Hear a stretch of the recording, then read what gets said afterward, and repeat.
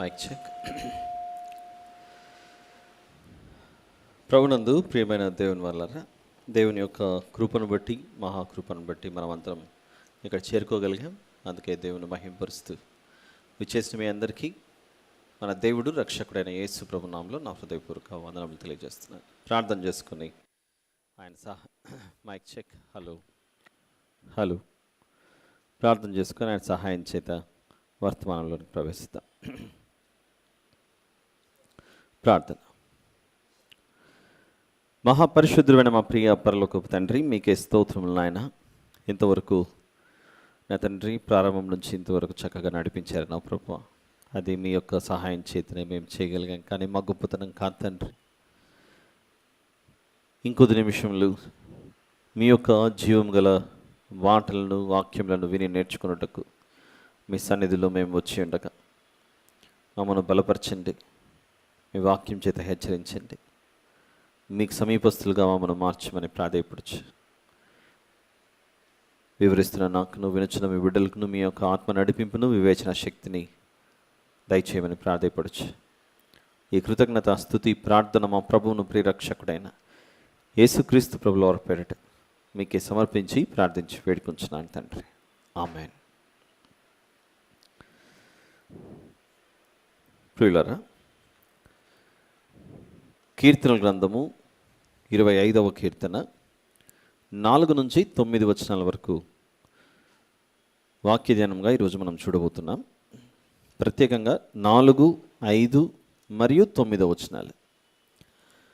ఈరోజు మనం వినే ఈ సందేశానికి సులభంగా గుర్తుంచుకోవడానికి, జీవితం బాగుపడాలంటే ఏం చేయాలి, ఇది సందేశం. ఏంటి జీవితం బాగుపడాలంటే ఏం చేయాలి? 4వ వచనంలో, యెహోవా నీ మార్గములను నాకు తెలియజేయము, నీ త్రోవలను నాకు తేటపరచుము, నన్ను నీ సత్యమును అనుసరింపజేసి నాకు ఉపదేశం చేయుము. నీవే నా రక్షణకర్తవైన దేవుడవు, దినమెల్లా నీ కొరకు కనిపెట్టుచున్నాను. యెహోవా నీ కరుణాతిశయములను జ్ఞాపకం చేసుకునము, నీ కృపాతిశయములను జ్ఞాపకం చేసుకునము. అవి పూర్వము నుండి ఉన్నవే కదా. నా బాల్య పాపములను, నా అతిక్రమములను జ్ఞాపకం చేసుకునకుము. యెహోవా నీ కృపను బట్టి,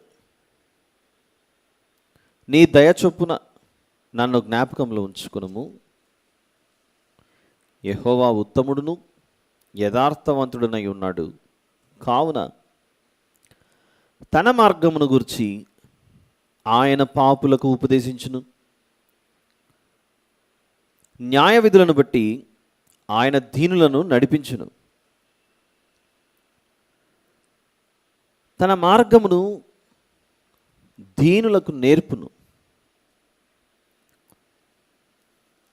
ఎందుకు 4, 5, 9 వచనాలు అన్నాను అంటే, ఇక్కడ ఒక వరుస క్రమం, ఒక చక్కటి ప్యాటర్న్ కనబడుతుంది. ఏంటంటే అది, నీ మార్గములను నాకు తెలియజేయము, అది 4వ వచనం. 2, 5వ వచనంలో, నీ సత్యమును అనుసరింపజేసి నాకు ఉపదేశం చేయము. 4వ వచనంలో, నీ మార్గములను నాకు తెలియజేయము.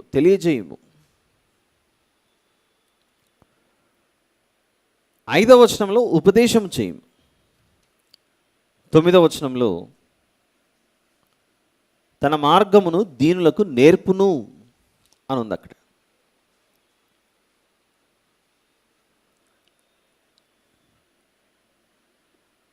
దీన్ని 3 భాగాలుగా చేస్తే, 3 భాగాలు అని అంటే, ఒకటి తెలియజేయము అంటున్నాడు, ఇంకొకటి ఉపదేశించుము అని అంటున్నాడు, ఇంకొకటి నేర్పును అని అంటున్నాడు. Show me your ways teach me your వేస్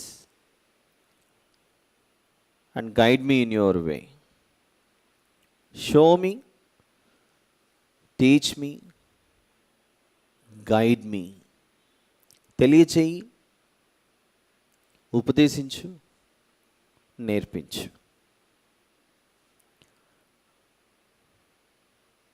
జీవితం బాగుపడాలంటే ఏం చేయాలి? అది ప్రశ్న మనకు వచ్చింది.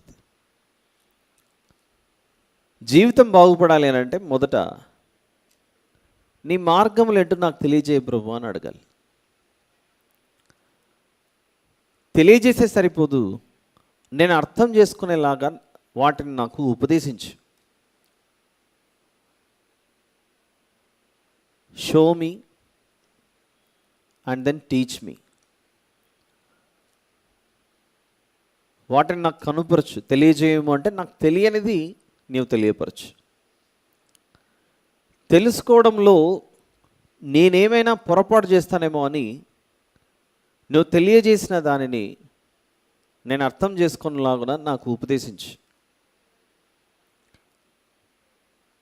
నీ చేత నేను ఉపదేశింపబడిన తర్వాత, నీ చేత నేను బోధింపబడిన తర్వాత నా నిజ జీవితంలో వాటిని ఎలా నేను అమలుపరచాలో వాటిని నాకు నేర్పించు. ఒక తండ్రి కుమారునికి సైకిల్ నేర్పించే విధానం.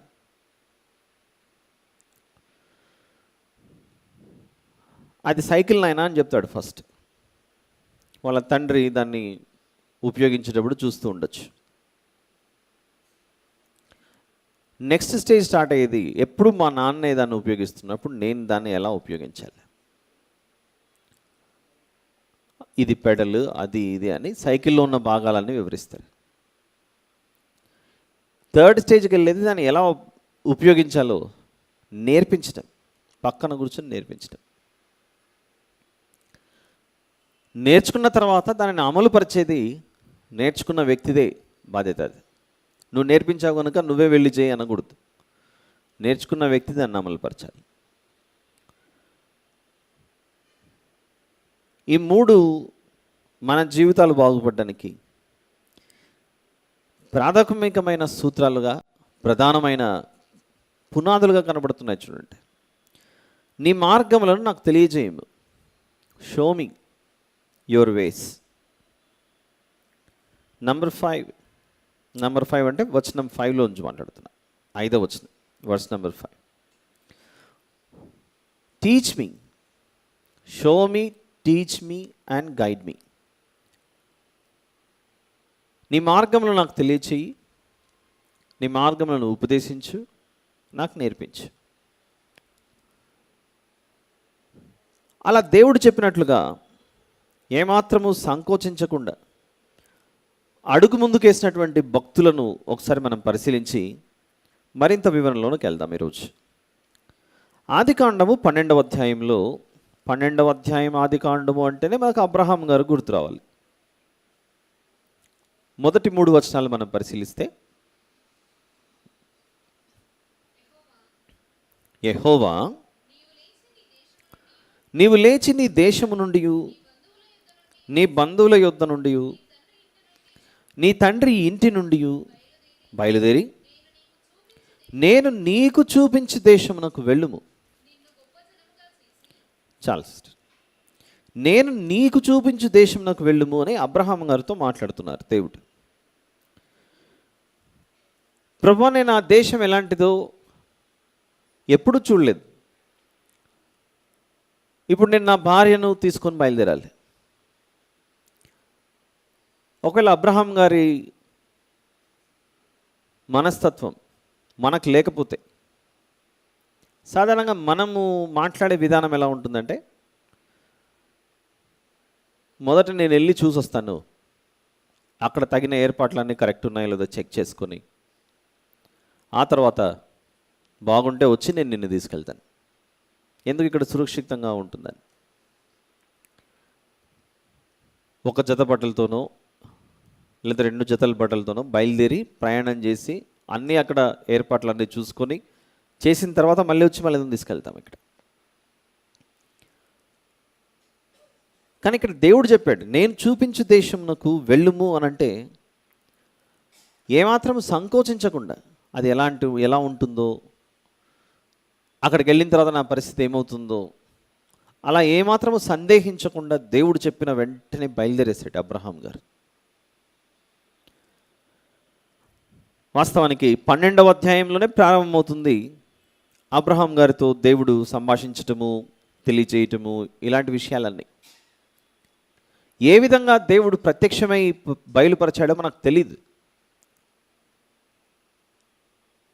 కలలో చెప్పాడా, పగటి వేళ దర్శనం రూపంలో చెప్పాడా, లేదా మరో రూపంలో ఎవరైనా పంపించి చెప్పాడా, ఎలా చెప్పాడు అన్నది మనకిప్పుడు అప్రస్తుతం. కానీ ఎవరైనా ఒక విషయాన్ని తెలియజేసిన వెంటనే మనం నమ్మే అవకాశం ఉంటుందా చెప్పండి?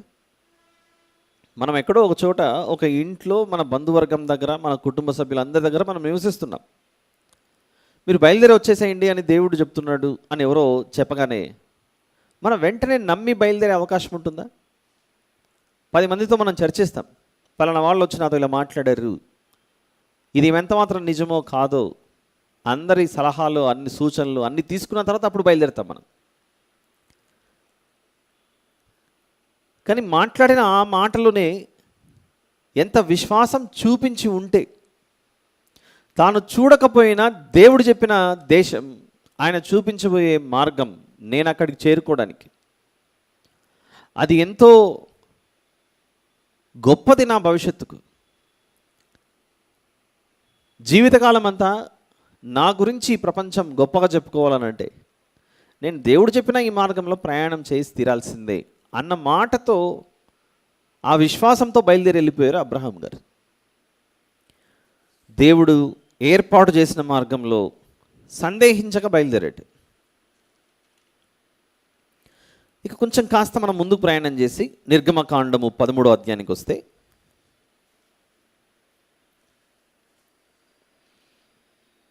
మనుషులకు అంతకు మునుపు కానీ ఆ తర్వాత కానీ ఎప్పుడు ఎవరికి జరగని ఒక అద్భుతమైన సంఘటనే ఇశ్రాయేలీయుల విషయంలో ఐగుప్తుల నుండి బయలుదేరినప్పుడు దేవుడు వారికి చేసినది.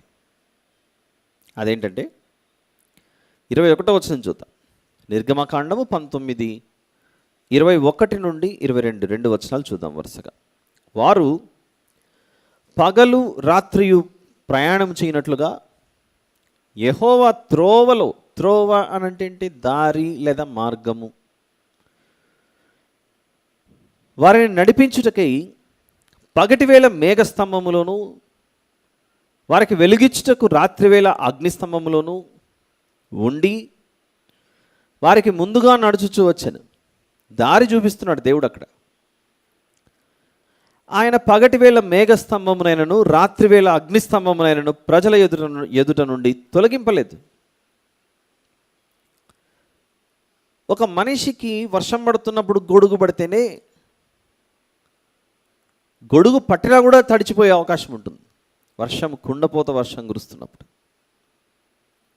అలాంటిది ఇశ్రాయేలీయులు ఐగుప్తుల నుండి బయలుదేరినప్పుడు 6 లక్షల వీరులు కాల్బలం ఇది. పక్కనే పేజ్ వెనక్కి తిప్పితే 37వ వచనంలో బయలుదేరిన వారి సంఖ్య ఉంటుంది అక్కడ. నిర్గమకాండము 12వ అధ్యాయం 37వ వచనంలో, అప్పుడు ఇశ్రాయేలీయులు రామశేసు నుండి సుక్కోతుకు ప్రయాణమైపోయి వారు పిల్లలు గాక కాల్బలము 6 లక్షల వీరులు.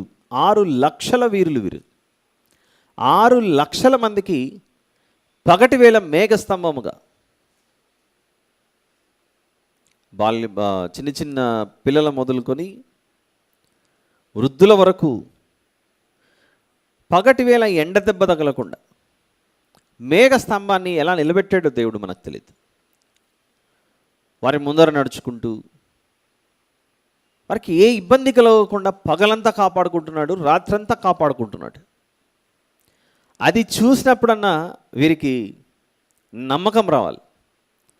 సూర్యోదయం జరగగానే మాకు దేవుడు మేఘస్తంభంగా తోడును ఆయన అనుగ్రహించాడు, రాత్రి అయితే మాకు ఎలాంటి ఇబ్బంది కలగకుండా మళ్ళీ అగ్నిస్తంభంగా ఆయన ఉన్నాడు. అరణ్య ప్రయాణం అది కూడా ఈ అరణ్య ప్రయాణంలో ఏ అడవి మృగముల చేత కానీ మాకు ఇబ్బంది కలగకుండా, వైల్డ్ యానిమల్స్, ఆయన అగ్నిస్తంభంగా లేకపోయి ఉంటే, ఆయన తోడే లేకపోయి ఉంటే, విచిత్రం. మనం ఆలోచించం కానీ వారు ఒకసారి తిరుగుబాటు చేయడం వలన సర్పములు వారిని కాటేసాయా కానీ అంత అరణ్యంలో ప్రయాణం చేస్తుంటే ఆ సందర్భం మినహాయిస్తే, ఏ సందర్భము? తిరుగుబాటు చేసినప్పుడు పాములు కాటేశాయి, దేవుడే పంపించాడు వెళ్ళి కాటైపోండి అని. ఆ ఒక్కటి కాకుండా సర్పముల చేత, వారు విషపురుగుల చేత, అరణ్యం అంటే ఎలా ఉంటుంది? భయంకరమైన తేళ్ళు, విషపురుగులు, అడవులకు కొండలకు దగ్గరలో జీవించిన వారికి అర్థమవుతుంది. ఆ ఊరిలో కనీసం మాటి మాటికి ఇండ్ల దగ్గర పాములు వస్తుంటాయి. వారు ఉపయోగించే పరిసర ప్రాంతాలన్నింటిలో భయంకరమైన తేళ్ళు, తేళ్లల్లో రకాలు, నల్లవి, ఎర్రవి, కొండలకు దగ్గరగా ఉంటాయి. ఒకటి తేలు లాంటిది, ఒకటి దాన్ని మండ్రగబ్బ అంటారు. ఈ ప్రాంతాల్లో పెద్ద కనపడమేమో కానీ అది కరిస్తే భయంకరమైన మంట అది. అలాంటి భయంకరమైన పురుగులు, నేలను ప్రాకే పురుగులు, వీటి చేత వారు హాని నొందకుండా దేవుడు కాపాడాడు. అబ్రహాం గారు బయలుదేరినప్పుడు కూడా అదే పరిస్థితి. వీళ్ళన్నా 6 లక్షల వీరులు, ఏదన్నా మృగం వస్తే ఎదుర్కోవడానికి అవకాశం ఉందేమో. కానీ అబ్రహాం గారితో బయలుదేరినటువంటి వారు ఎవరంటే శారమ్మ గారు, లోతు గారు. సింహాల గుంపు వచ్చిందనుకోండి అరణ్యంలో. ఇరాక్ దేశంలో ఉన్న ఊరు అనే ప్రాంతం నుండి బయలుదేరి కనాను దేశానికి ప్రయాణం చేస్తున్నారు. ఆ ప్రయాణంలో,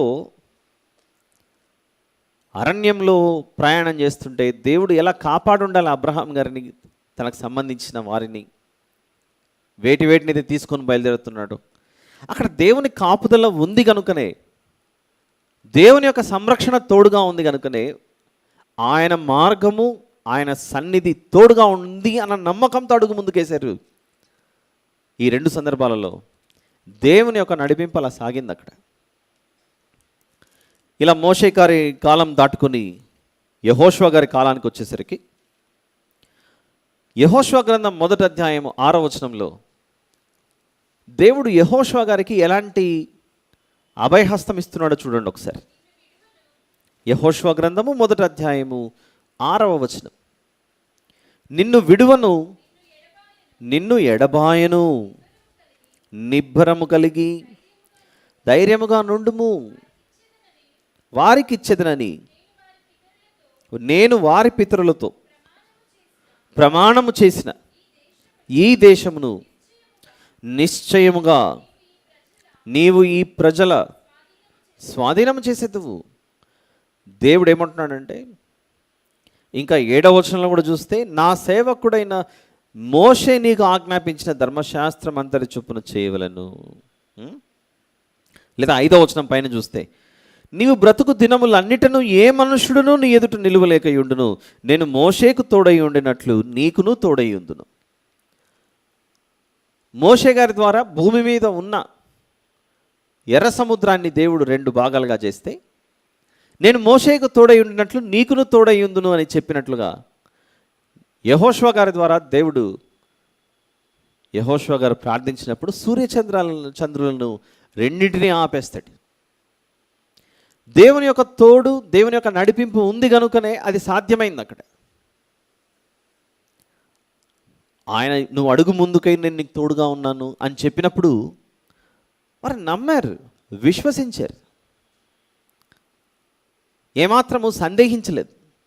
దేవుడు చెప్పేది నాకేమాత్రము ఉపయోగం లేనిది, నాకు ఇప్పుడు ఇది అవసరం లేదు, నా నిర్ణయమే మంచిది, నేను అనుకుంటున్నదే సరైనది అన్న జీవితంలోకి వారు వెళ్ళలేదు ఈ భక్తులు. ఇలా పాత నిబంధన దాటుకొని కొంచెం క్రొత్త నిబంధనకు వెళ్ళి అపోస్తలుల కార్యముల్లో 8వ అధ్యాయంలో జరిగిన సంఘటన ఒకసారి పరిశీలిద్దాం. అపోస్తలుల కార్యములు 8వ అధ్యాయం. ఎందుకు ఈ వచనాలన్నీ మనం చూస్తున్నాము? ఈరోజు వాక్య ధ్యానము, 25 కీర్తన 4, 5, 9 వచనాలు. Show me, teach me and guide me. నీ మార్గములు నాకు తెలియచేయి, నీ మార్గములు నాకు ఉపదేశించు, నీ మార్గములు నాకు నేర్పు. ఈ మాటలు కనబడుతున్నాయి కనుక షో మీ యువర్ వే అన్నప్పుడు దేవుడు ఎలా మార్గం చూపిస్తున్నాడు చూడండి. అబ్రహాం గారి విషయం కావచ్చు, ఇశ్రాయేలీయుల విషయం కావచ్చు, అలానే యెహోషువ గారి విషయం కావచ్చు. ప్రస్తుతానికి మనం అపోస్తల కార్యముల దగ్గరకు వచ్చాం. 8వ అధ్యాయము 5వ వచనం చూద్దాం. అప్పుడు ఫిలిప్పు సమరయ పట్టణం వరకును వెళ్ళి క్రీస్తును వారికి ప్రకటించుచుండెను. సమరయ పట్టణములలో లేదా సమరయ పట్టణములో ఫిలిప్పు గారు ప్రకటించినప్పుడు జనసమూహములు విని ఫిలిప్పు చేసిన సూచక్రియలను చూచినందున అతడు చెప్పిన మాటల యందు ఏక మనసుతో లక్ష్యం ఉంచారట. ఏ ఒక్కరూ కనీసం ఈయన చెబుతున్నది ఏదో తప్పై ఉండొచ్చేమో అనే సందేహం లేకుండా అంత బలంగా వారు లక్ష్యం ఉంచారట. ఒక మంచి దైవజనుడు దేవుని మాటలు ప్రకటిస్తుంటే వాటి మీద ఏక మనసుతో లక్ష్యం ఉంచి దీని ద్వారా నేను ఏం నేర్చుకోవచ్చు అని ఆలోచిస్తున్నారట సమరయ పట్టణస్థులు. వినేవారికి ఉండవలసిన గొప్ప లక్షణం చెప్పేవారు సరైనదిగా చెప్తుంటే. 7వ వచనంలో అనేకులను పట్టిన అపవిత్రాత్మలు పెద్ద కేకలు వేసి వారిని వదిలిపోయేను. పక్షవాయువు గల వారును కుంటివారును అనేకులు స్వస్థత పొందిరి.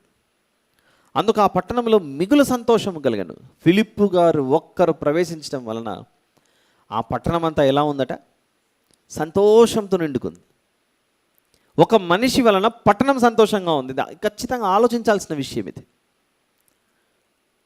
ఒక మనిషి వలన నేటి కాలంలో కుటుంబాలు సంతోషంగా ఉండట్లేదు.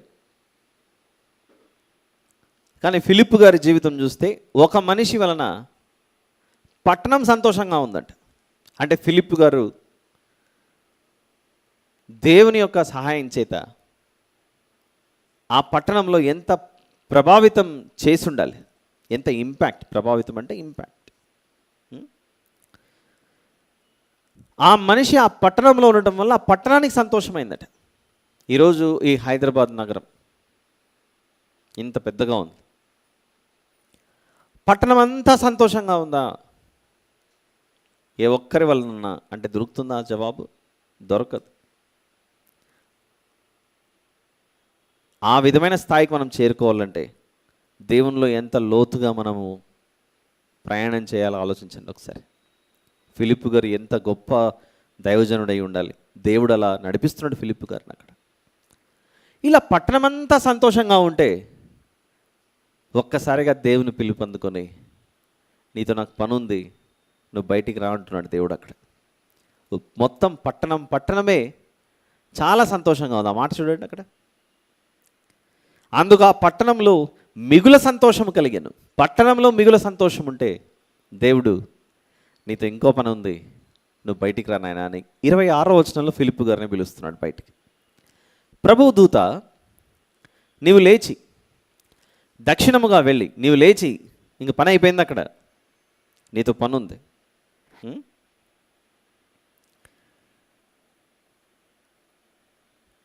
దక్షిణముగా వెళ్ళి యెరూషలేము నుండి గాజాకు పోవు అరణ్య మార్గమును కలుసుకోమని ఫిలిప్పుతో చెప్పగా అతడు లేచి వెళ్ళాను.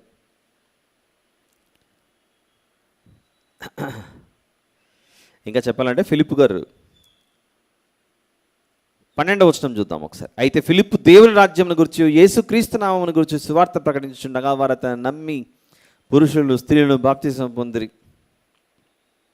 ఇలా అనేక ప్రాంతాలలో ఫిలిప్పు గారు సువార్త చేస్తూ చాలా మంచి దైవ కార్యం అక్కడ జరుగుతూ ఉండగా నీతో పనుంది నాయన ఫిలిప్పు, నువ్వు బయలుదేరు, దక్షిణంగా వెళ్ళు. అందరూ అడిగిండాలి. మనకు ఆ విషయాలన్నీ ఇక్కడ పూర్తిగా ఇంకా తెలియపరచబడలేదు అవసరాన్ని బట్టి. ఎవరైనా అంత సంతోషం కలిగించిన వ్యక్తి వెళ్ళిపోతుంటే ఇంకో 2 రోజులు ఉండొచ్చు కదా, ఇంకో 4 రోజులు ఉండొచ్చు కదా, ఇంకో 10 రోజులు ఉండొచ్చు కదా అని అడుగుతాం ఖచ్చితంగా మనం. ఆ వ్యక్తి ద్వారా మనకి ఇంత సంతోషం కలుగుతుందంటే ఇలా అడుగుతాం. ఇంకో 10 నిమిషాలన్నా ఉండండి, అప్పుడే వెళ్ళిపోతున్నారు, ఇప్పుడే వచ్చారు. ఒక అరగంటన్నా ఉండండి, ఇప్పుడే వచ్చారు, అప్పుడే వెళ్ళిపోతున్నారు. ఎందుకు మీరు ఇప్పుడు ఇలా వచ్చి అట్లా వెళ్ళిపోతున్నట్లుంది అని అంటుంటాం మనం అప్పుడప్పుడు, వారి ద్వారా మనకు కలిగిన ఆనందాన్ని బట్టి. దేవుడు నపుంసకుడు అనే ఒక వ్యక్తిని, నపుంసకుడు అంటే 27వ వచనంలో, అప్పుడు ఐథియోపియుల రాణి అయిన కందాకే క్రింద మంత్రి ఆమె యొక్క ధనాగారం అంతటి మీదనున్న ఐథియోపియుడైన నపుంసకుడు ఆరాధించుటకు యెరూషలేమునకు వచ్చి ఉండెను. ఈ నపుంసకుని విషయంలో ఏం జరిగిందో మనకు తెలుసు. తిరుగు ప్రయాణంలో ఉండగా ఫిలిప్పు గారు ఎదుర్కొంటారు, రథం మీద కూర్చొని సువార్త ప్రకటిస్తారు. ఆ తర్వాత ఆ నపుంసకుడు దారిలో పోతూ ఉండగానే ఒక చోట నీళ్లు కనపడతాయి, బాప్తిసం తీసుకుంటాడు, రక్షణలోకి నడిపించబడతాడు. అంటే దేవుని దృష్టిలో పురుషుడని భేదం లేదు, స్త్రీ అని భేదం లేదు, నపుంసకుడని కూడా భేదం లేదు. అందరూ రక్షింపబడాల్సిందే, అందరికీ సువార్త అవసరమనే సందేశం ఇక్కడ చక్కగా కనబడుతోంది. 37-38 వచనాలు చూడండి. ఫిలిప్పు, నీవు పూర్ణ హృదయంతో విశ్వసించిన ఎడల పొందవచ్చునని చెప్పాను. అతడు, యేసుక్రీస్తు దేవుని కుమారుడని విశ్వసించుచున్నానని ఉత్తరం ఇచ్చాను. ఫిలిప్పు నపుంసకుడు ఇద్దరును నీళ్ళల్లోనికి దిగిరి అంతలో ఫిలిప్పు అతనికి బాప్తిస్వం ఇచ్చాను. అలా బాప్తిస్వం తీసుకున్నాడు, రక్షణలోకి నడిపించబడ్డాడు, బయలుదేరాడు, నపుంసకుడు వెళ్ళిపోయాడు. ఆ తర్వాత మళ్ళీ ఇంకెప్పటికి కూడా వీరిద్దరు కలుసుకోలేదు. అంటే దేవుడు తన సువార్తను ఒకరికి అందజేయటానికి, దేవుని రాజ్య వారసునిగా చేయటానికి, ఇదిగో ఫిలిప్పును బయలుదేరు, నేను చెప్పిన ప్రదేశానికి నువ్వు వెళ్ళు అన్నప్పుడు ఏమాత్రం ఆలోచించకుండా, సందేహించక, ప్రభా సమరయ పట్టణాలు ఇంత సంతోషంగా ఉన్నాయి కదా, ఈ పట్టణం, వీళ్ళందరూ నన్ను చూసి చాలా సంతోషపడుతున్నారు, ఇంకొక 4 రోజులు ఇక్కడ ఉండి బయలుదేరుతానులే ప్రభు అంటే, లేదు, నాకు నీతో అవసరం ఉంది, నువ్వు బయలుదేరు, అరణ్య మార్గం గుండా వెళ్ళి, అరణ్య మార్గం గుండా వెళ్ళని ఫిలిప్పు గారిని పంపిస్తున్నాడు అక్కడ. అంటే ఈ మాటల ద్వారా షో మీ యువర్ వే అనంటే, నీ మార్గం నాకు తెలియజేయనంటే, ఆ మార్గంలో పోయినప్పుడు అందరికీ ప్రయోజనమే కలిగింది కానీ నష్టం ఏమీ జరగలేదు. అబ్రహాం గారిని బయలుదేరమన్నప్పుడు ఆలోచించకుండా దేవుడు చెప్పాడు కనుక వెళ్ళాలి అని అడుగు ముందుకేసాడు, ఎంతో లబ్ధి పొందాడు. ఇశ్రాయేలీయులు అనుమానించిన మోషే గారు మాత్రం ఏమాత్రం సందేహించలేదు. యెహోషువ గారు, ఆ తర్వాత క్రొత్త నిబంధనలో ఇలాంటి కొన్ని ఎగ్జాంపుల్స్ తీశాను. ఇలాంటివి ఎన్నో మీరు కూడా మీ యొక్క స్టడీ చేసుకుంటూ పోతే చాలామంది భక్తుల జీవితాలు కనబడతాయి మనకు. వారందరినీ మాదిరిగా తీసుకుని ఇదిగో దేవుడు చెప్పిన మార్గంలో నడుచుకోవటం వరకు వీరికి ఇన్ని లాభాలు కలిగినప్పుడు మరి నేను తీసుకోవాల్సిన నిర్ణయం ఏంటి? మనకు వచ్చిన ప్రశ్నే, జీవితం బాగుపడాలంటే ఏం చేయాలి? జీవితం బాగుపడాలంటే ఏం చేయాలి? బాగా డబ్బులు సంపాదించాలా? ఎంత సంపాదించిన వాళ్ళైనా కూడా ఇంకా సంపాదించాలనే ఆలోచనలో ఉంటారు. ప్రపంచంలోనే అత్యంత ధనవంతుడైన వాడు ఆలోచిస్తాడు, నన్నెవరు దాటెళ్ళకూడదు. పోనీ అతనికంటే కొంచెం తక్కువలో ఉన్నవాళ్ళు, నేను అతనికంటే ఎక్కువగా ఒక నంబర్ దాటాలి అని ఆలోచిస్తూ ఉండొచ్చు. ఏమీ లేనివాడు బాగా డబ్బు సంపాదిస్తే అదే సంతోషం అనుకుంటారు. సరే, దేవుడు మొర ఆలకించాడు, అన్నీ ఇచ్చాడు, కానీ ఇంట్లో నెమ్మది లేదు, చుట్టూ ఎవరు లేరు. అందుచేత సంతోషం ఎక్కడుంటుంది, ఆనందం ఎక్కడుంటుంది, బాగుపడాలంటే ఏం చేయాలంటే, ఇదిగో మనకు మెల్లిగా కొంచెం కొంచెం ఆలోచిస్తూ పోతే ఈ చిక్కుముడి బయటకు వస్తుంది చూడండి. మనం జీవితాలు బాగుపడాలంటే ఏం చేయాలంటే, భక్తుడైన దావీదు గారు కోరిన కొన్ని కోరికలు, అలానే భక్తుల జీవితాలను ఆధారంగా తీసుకుని మనము పరిశుద్ధాత్మ దేవుని ప్రేరణ చేత రాయబడిన మాటల ద్వారా మన జీవితాలను బలపరుచుకుంటూ మార్చుకోవాలి, జీవితం బాగుపరుచుకోవడానికి. అదేంటో చూద్దాం. 16వ కీర్తన నంబర్ 1 ఈరోజు 16వ కీర్తన 11వ వచనం చూద్దాం. 16వ కీర్తన 11. జీవ మార్గమును నీవు నాకు తెలియజేసేదువు, నీ సన్నిధిని సంపూర్ణ సంతోషం కలదు. సంపూర్ణ సంతోషం మనకు కలగాలి అని అంటే, ఇదిగో జీవ మార్గం ఏంటో దేవుని వద్ద నుంచి మనం నేర్చుకోవాలి, లేదా తెలియపరచబడాలి దేవుని చేత మనకు. ఎందుకంటే దేవుడు మనిషి ఎదుట 2 మార్గాలు పెట్టాడని చాలా సందర్భాల్లో చూసాం. ఏంటి ఆ 2 మార్గాలు? ఒకసారి ఇర్మియా గ్రంథంలోకి వెళ్దాం. ఇర్మియా గ్రంథంకి వెళ్తే 21వ అధ్యాయం, కీర్తనలు అలానే ఉంచి ఒకసారి అలా వెళ్ళి అలా చూద్దాం. 21:8 వచనం, ఇర్మియా గ్రంథము 21వ అధ్యాయం 8వ వచనం. యెహోవా సెలవిచ్చినదేమనగా, జీవ మార్గమును మరణ మార్గమును నేను మీ వద్ద పెట్టుచున్నాను. ఈ ప్రజలతో నీవిట్లను ఇర్మియా, 2 మార్గాలు ఉన్నాయి. ఒకటి జీవ మార్గం, 2 మరణ మార్గం. మరణ మార్గం ఎలా వస్తుంది? మరణ మార్గం ఎలా వస్తుంది? మనం ఇప్పుడు క్రొత్త నిబంధనలో ఉన్నాం కనుక ఒక చిన్న ఎగ్జాంపుల్ చెప్తాను. లాస్ట్ వీక్ మీ వద్దకు రాలేకపోయాను, కానీ చాలా ప్రయత్నించాను సమయానికి చేరుకోవాలని, వీలు పడలేదు. ఇప్పుడు నాకు 2 చేతులు ఇలా కనపడుతున్నాయి, మనకు కూడా ఇక్కడ కూర్చున్న వరకు ఉన్నాయి. ఏదో యాక్సిడెంట్ అయింది, ఒక చెయ్యి తెగిపోయింది, పూర్తిగా తెగిపోయింది, రోడ్లో పడింది. అది నా చుట్టూ ఎవరు లేరు. యాక్సిడెంట్ చేసినోడు చేసి ఎట్లా వెళ్ళిపోయినాడు, అంతే, హిట్ అండ్ రన్లో వెళ్ళిపోయాడు. నన్ను ఎవరైనా ఏ హాస్పిటల్కు తీసుకెళ్ళడానికి దగ్గరికి వచ్చి చూసే సమయానికి కనీసం 4 to 5 hours పట్టింది. అప్పటికే ఆ చెయ్యి నా బాడీలో నుంచి బయటికి వెళ్ళిపోయింది, పూర్తిగా తెగిపోయింది. ఇరిగిపోవడం కాదు, ఇరిగిపోవడం వేరు, తెగిపోవడం వేరు. 5 hours తర్వాత ఒకరు చూశారు, నేను లేవలేని నడవలేని స్థితిలో ఉంటే వెంటనే అంబులెన్స్ పిలిపించాడు.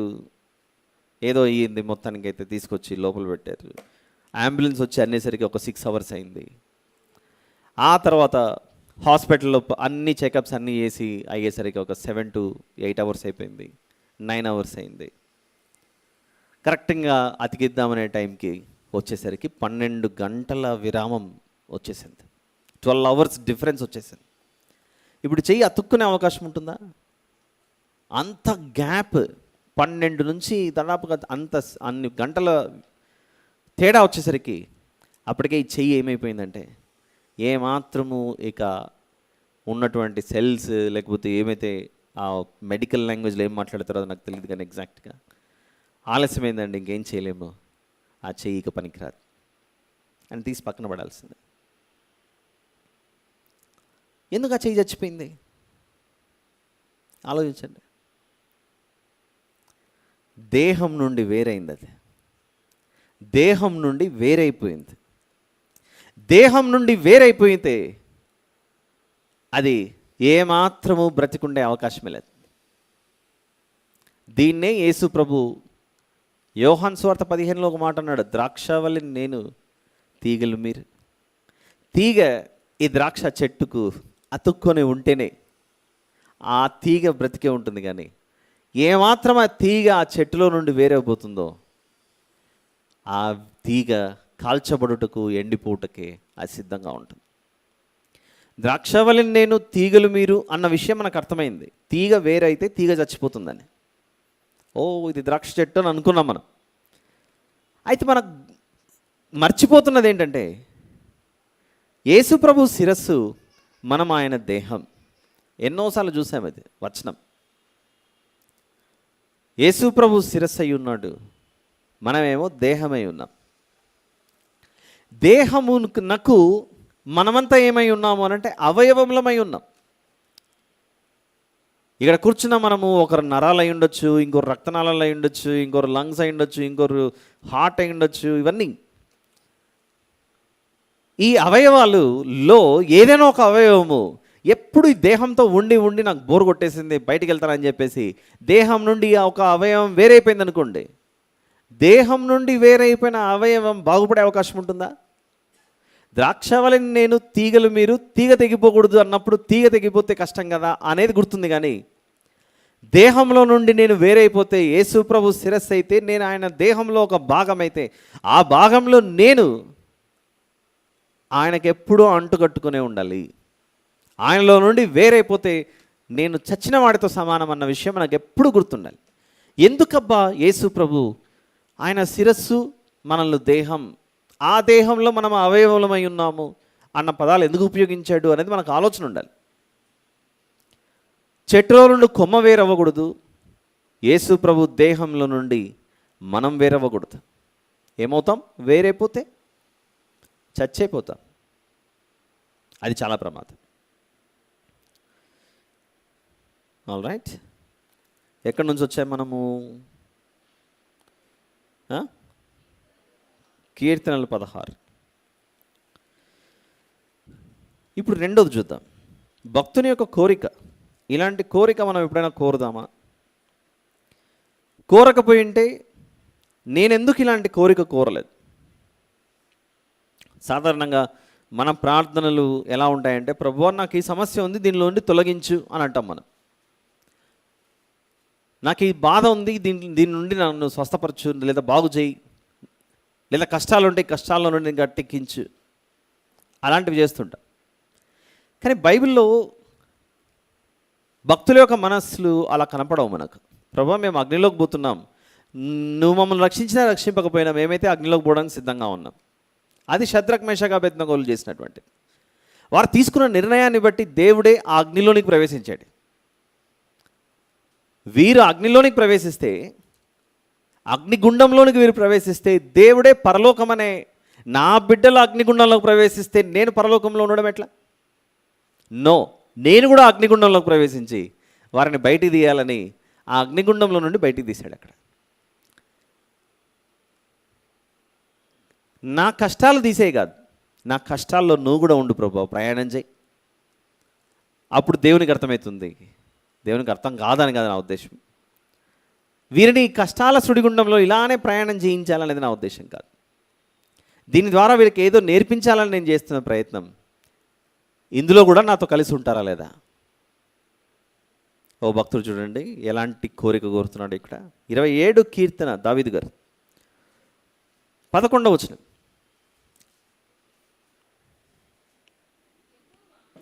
27 కీర్తన 11వ వచనంలో, యెహోవా నీ మార్గమును నాకు బోధింపుము, నా కొరకు పొంచియున్న వారిని చూచి సరళమైన మార్గమున నన్ను నడిపింపుము. నీ మార్గము నాకు బోధించు ప్రభువా. He is requesting. మా పిల్లలకు మంచి చదువులు చెప్పండి అని ట్యూషన్లో జరిపిస్తే టీచర్ని పిల్లల తరపున మనం అడుగుతాం. అట్లా స్కూల్లో జాయిన్ చేయించినా అదే అడుగుతాం. మా వాడికి ఏం రాదండి, కొంచెం బాగా మీ చేతుల్లో పెడుతున్నాం, ఇంకా బాగుపరిస్తే మీరే అని చెప్పేసి అంటుంటాం.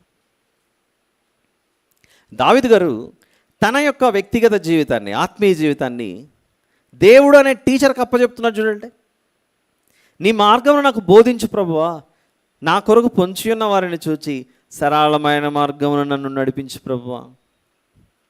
ఈ మాట మనం అడిగితే దేవుడు అంటాడు, నాయనా నీవు నా దగ్గరకు వచ్చి నా మార్గం బోధించమని అడిగావు కనుక నువ్వు చేయవలసినది ఒకటి ఉంది. అది చేస్తే ఇదిగో నువ్వు సంపూర్ణంగా నా యొక్క మార్గంలో నడిచే అవకాశం ఉందని ఒక పని చేయమంటున్నాడు. ఈ పని చేయటానికి భూమి మీద ఏ నరుడు ఇంతవరకు నిర్ణయం తీసుకోలేదు. ఒకవేళ తీసుకున్నా తొలగిపోతూ వస్తున్నాడు అటు ఇటు.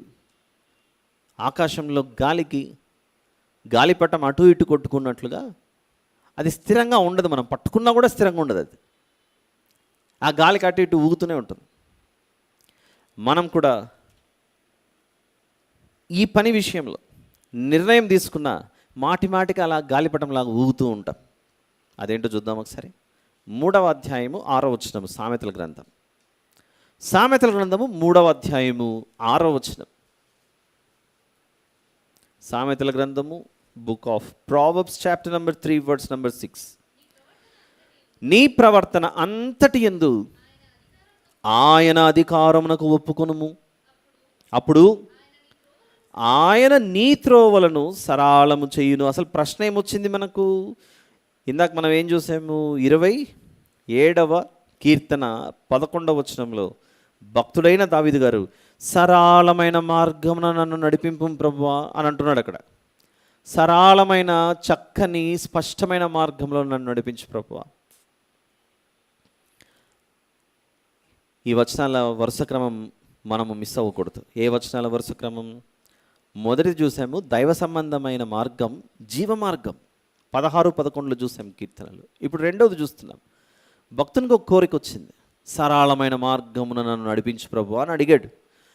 సరళమైన మార్గమున నిన్ను నడిపించాలంటే నువ్వు చేయాల్సింది ఒకటి ఉందని 3వ అధ్యాయము సామెతల గ్రంథము 6వ వచనంలో చెబుతున్నాడు. నీ ప్రవర్తన అంతటి యందు ఆయన అధికారం నాకు ఒప్పుకున్నాం మనం చాలాసార్లు. ఒప్పుకోలేదా? ఒప్పుకున్న తర్వాత అలా బలంగా నిలబడ్డామా? గాలిలో గాలిపటం అటు ఇటు ఊగినట్లుగా మన జీవితాలు ఊగలేదా? అంటే నీవు చెప్పినట్లుగా వింటానని ఒకసారి, లేదు నేను నా నిర్ణయాలు నేనే తీసుకుంటానని మరొకసారి, అలా దేవుని మార్గంలో నుండి మనం తొలగిపోయాం. మన ప్రవర్తన అంతటి యందు దేవుని యొక్క అధికారానికి ఒప్పుకోవాలి. దేవుని యొక్క అడ్మినిస్ట్రేషన్, అథారిటీ, సుప్రీం పవర్, ఆయన దాని క్రిందిలోనికి మనం వచ్చేయాలి. ఆయన చెప్పినట్లుగా మనము నడుచుకుంటే మన త్రోవలు ఆయన ఏం చేస్తారట? సరళం చేస్తారట. ఈ సరళం చేయటం వలన మనకు కలిగే ప్రయోజనం ఏంటి అని చూస్తే ఆయన మార్గం ఎలాంటిదో ఒకసారి చూద్దాం. 35వ అధ్యాయం యెషయా గ్రంథం 35. ఈరోజు మనకు వినిపించబడుతున్న ఈ మాటలు ఎప్పుడు ఉపయోగపడే అవకాశం ఉంటుందంటే, జీవితంలో మనం చేసిన పొరపాట్లు, తప్పిదములు, పాపములు అన్నీ మనకు ఒకసారి నెమరు వేసుకున్నప్పుడు, అయ్యో నాకు ఈ విషయాలు అప్పుడు తెలిసి ఉంటే నా జీవితంలో ఇలాంటి తప్పులు చేయకుండా ఉంటాంటే కదా. ప్రతి మనిషికి, భూమి మీద ఉన్న ప్రతి మనిషికి ఏదో ఒక సమయంలో మనసులో గుచ్చుకునేది ఏంటంటే, ఇదిగో నేను ఆ రోజు ఆ పని చేయకపోయింటే ఈరోజు వీళ్ళందరి చేత నేను మాటలు అనిపించుకునేవాడిని కాదు. అందరి చేత సంగతి పక్కన పెట్టండి, నా మనసాక్షి దేవుని వాక్యం వద్దకు వచ్చేసరికి ఆ వాక్యము చేత నేను ఈరోజు మనస్సాక్షిలో బాగా గుచ్చుకుంటుంది. నాకు బాగా గుచ్చుకుంటుంది ఈ వాక్యం. దీనికి గల కారణం ఒకప్పుడు నేను చేసిన పనులే. ఆ రోజే నా ప్రవర్తన అంతట్లో ఆయన అధికారం నేను ఒప్పుకొని ఉంటే ఈరోజు నేను మానసికంగా ఇంత కృంగిపోయి ఉండేవాడని కాదు కదా. నేను మానసికంగా ఈరోజు ఇంత ఇబ్బంది పడ్డానికి గల కారణం నా ప్రవర్తన విషయంలో ఆయన అధికారానికి నేను అనుమతి ఇవ్వలేదు. నా ప్రవర్తన నా ఇష్టం ప్రభు అన్నాను. ఆయన నిన్ను నడిపించడానికి సిద్ధంగా ఉన్నా నీవు మాత్రం వద్దని మనం పక్కన పెట్టేశాం ఆ రోజు. దీనివల్ల ఇదే శరీరాశ, నేత్రాశ, జీవపుడ్డంబం, ఈ మాయలో పడిపోయి మనం దేవునికి దూరం అయిపోయాం. కాలం గడిచిన తర్వాత మనకు అర్థమవుతుంది, ప్రభువా నువ్వు చెప్పినట్లుగా నేను ఆ రోజు వినలేదు, ఇప్పుడు నాకు బుద్ధి వచ్చింది, నన్ను కొంచెం క్షమించి నీ బిడ్డగా మార్చుకోవాలి. అప్పుడు వస్తుంది ఏడుపు, దుఃఖం.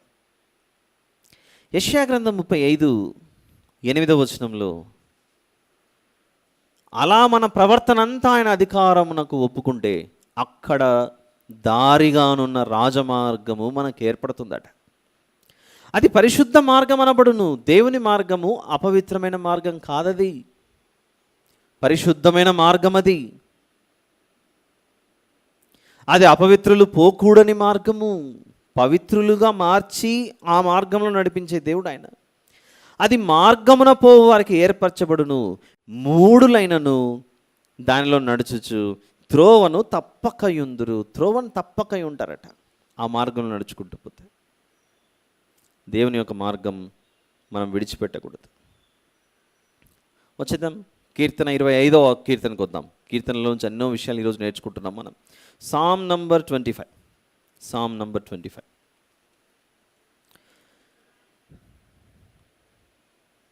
12వ వచనం చూద్దాం, వర్స్ నంబర్ 12.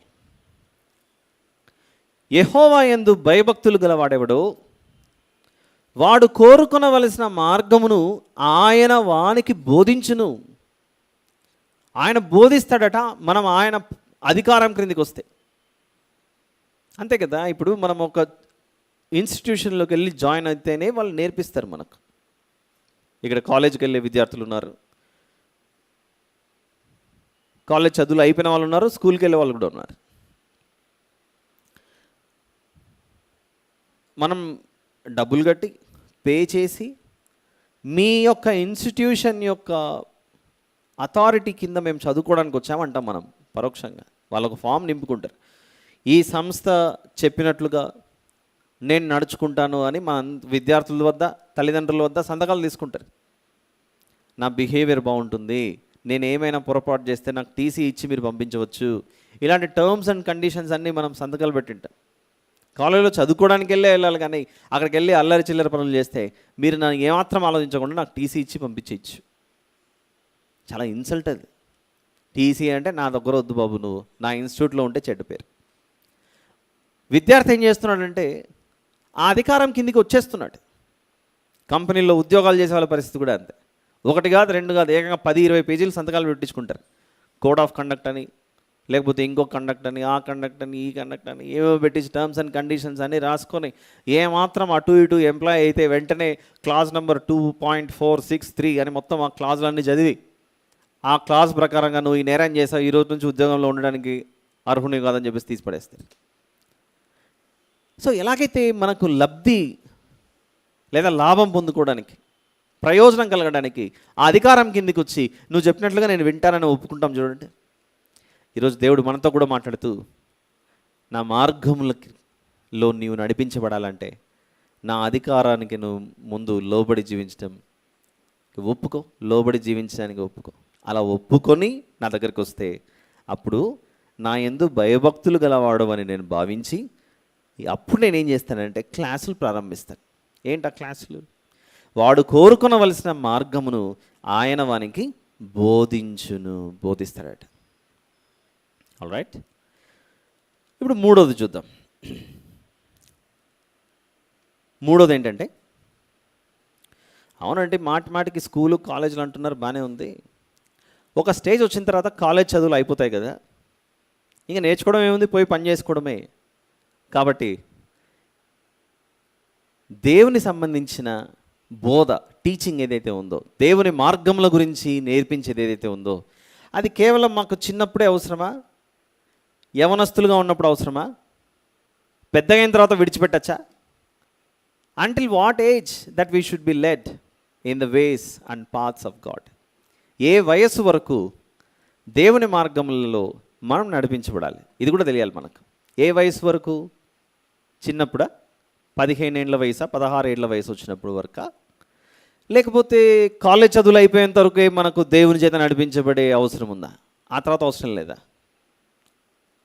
దేవుని మార్గంలో మనం నడిపించబడాలి అని చెప్పుకుంటున్నాం. ఎంతకాలం నడిపించబడాలి? 30 ఏళ్ళ వరకా? 40 ఏళ్ళ వరకా? లేకపోతే 25 ఇయర్స్ వరకా? అది తెలియాలి మనకు.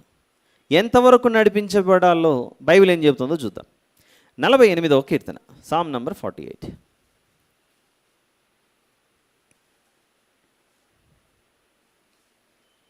ఆయన అధికారం క్రిందికి వచ్చిన తర్వాత మన ఆశ ఏమై ఉండాలంటే ఎంతవరకు ఆయన చేత మనం నడిపించబడాలి. Until what age we should be led by God. 48 కీర్తన 14వ వచనం. ఈ దేవుడు సదాకాలము అంటే బాల్యకాలము మాత్రమే కాదు, యవన కాలం మాత్రమే కాదు, పెద్దవారుగా ఉన్నటువంటి ఆ కాలమే కాదు, వృద్ధాప్య కాలమే కాదు, సదాకాలము మనకు దేవుడై ఉన్నాడు. మరణము వరకు ఆయన మనలను నడిపించును. మరణం వరకు మనం ఆయన అధికారం కిందనే ఉండాలి. చివరి శ్వాస అప్పుడేమన్నా నా కొద్దు ప్రభు ఇంక అయిపోయింది, ఎప్పుడు నడిపిస్తానో, ఇంక చాలు ఇప్పుడు నేను తీసుకుంటానులే అని అనుకుంటే చెల్లదు. మరణం వరకు మనము ఆయన అధికారం క్రిందికి రావాలి.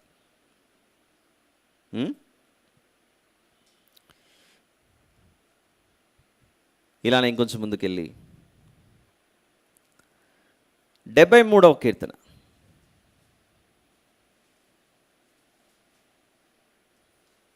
మరణము వరకు ఆయన చేత మనం నడిపించబడితే ఇంకా చచ్చిపోయినాక ఏం లాభం ఉంటుందండి? అంతవరకు నడిపించబడితే చచ్చిపోయినాక ఏమైనా బిర్యానీ తింటామా, లేదా కొత్త బట్టలు వేసుకుంటామా? మరణం వరకు ఆయన చేత నడిపించబడటం వలన మనకేంటి లాభము? ఇంతకుముందు వచ్చిన ప్రశ్న ఏంటి? ఎంతకాలం మనం దేవుని చేత నడిపించబడాలి అనడానికి జవాబు దొరికింది. ఏంటా జవాబు? మరణం వరకు మనం ఆయన చేత నడిపించబడాలి. ఇంకా చచ్చిపోయిన తర్వాత ఏం లాభం ప్రభువా నీ చేత నడిపించబడితే? ఏం లాభమో సామ్ నంబర్ 73, 73వ కీర్తన. మరణం వరకు మనం ఆయన చేత నడిపించబడితే 24వ వచనం చూద్దాం. 24 ఎందుకు 24 వర్స్ అనేది ఉందో నాకు ఇప్పుడు మీతో మాట్లాడుతున్న అర్థమవుతుంది. 24 గంటలు 24వ వచనం గుర్తుండాలి, 24 అవర్స్ గుర్తుండాలి. నీ ఆలోచన చేత నన్ను నడిపించదవు, తర్వాత మహిమలో నీవు నన్ను చేర్చుకుందు. మరణం వరకు మనం ఎందుకు ఆయన చేత నడిపించబడాలి అని అంటే, మరణం తర్వాత ఆయనే మనల్ని ఏం చేస్తాడట, తన మహిమలో చేర్చుకుంటాడు. తన మహిమలో చేర్చుకోవడం అంటే కన్ను మూసిన తర్వాత పరదేశకు వెళ్ళి పరిశుద్ధులు విశ్రాంతి తీసుకునే ఆ మహిమలోకి మనం చేర్చబడతాం. ఎప్పుడైతే పరదేశంలోకి వెళ్తామో ఇక పరలోకానికి మనము అర్హత సంపాదించిన వారమే. మరణం వరకు మనం ఆయన చేత నడిపించబడితే ఆయన మహిమలో ఆయన మనల్ని చేర్చుకుంటాడు. ఇంకో మంచి మాట చూద్దాం దీనికి సంబంధించి. యెషయా గ్రంథము 58వ అధ్యాయం, book of Isaiah chapter number 58.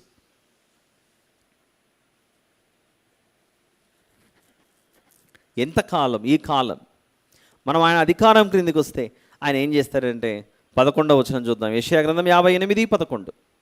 యెషయా గ్రంథం 58:11. యెహోవా నిన్ను నిత్యము నడిపించును. అలా ఆయన మార్గంలో మనం నడుచుకుంటూ ముందుకెళ్తే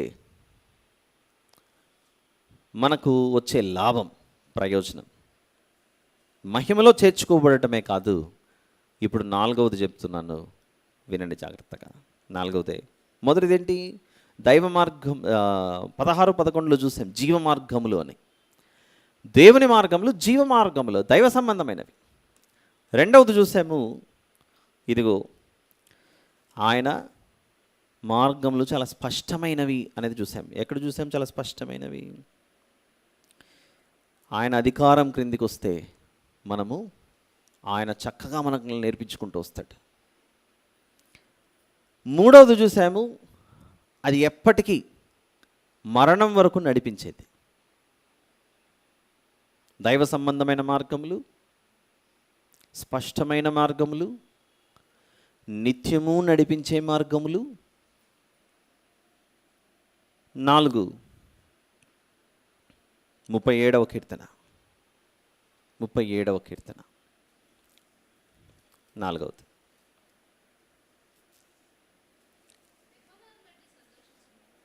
ఇరవై 23వ వచనం చూద్దాం. 37వ కీర్తన 23వ వచనం. ఒకని నడత యెహోవా చేతనే స్థిరపరచబడదు. ఆ ప్రవర్తన మంచిగుంటే ఆయన దానిని చూసి ఏం చేస్తారట? ఆయన ఆనందించును. మునుపు మాట్లాడుకున్న ఆ 3 మనం పాటిస్తే ఆయన అతనిని చూసి ఆనందిస్తాడట. బలా నమ్మకమైన మంచి దాసుడా అని మన భుజం తడతాడట ఆయన. ఒకరి నడత యెహోవా చేస్తేనే స్థిరపరచబడును, వాని ప్రవర్తన చూచి ఆయన ఆనందించును. దేవుడు చెప్పిన మార్గంలో నడుచుకుంటూ మన జీవితాలను ఏం చేయాలట? స్థిరపరచుకోవాలి. మన జీవితం స్థిరపరచుకునడానికే ఆయన అనాది కాలం నుండి ఇవన్నీ చూపించుకుంటూ వచ్చాడు. చూడండి, ఆయన అబ్రహాము నేను చెప్పినట్లు విని విశ్వాసులకు తండ్రిగా మారాడు. మోషే నేను చెప్పినట్లుగా విని సాత్వికుడుగా, దీన మనస్సు కలిగిన వాడిగా, ఇదిగో బానిసత్వంలో నుండి విడిపించే గొప్ప వ్యక్తిగా కనబడుతున్నాడు.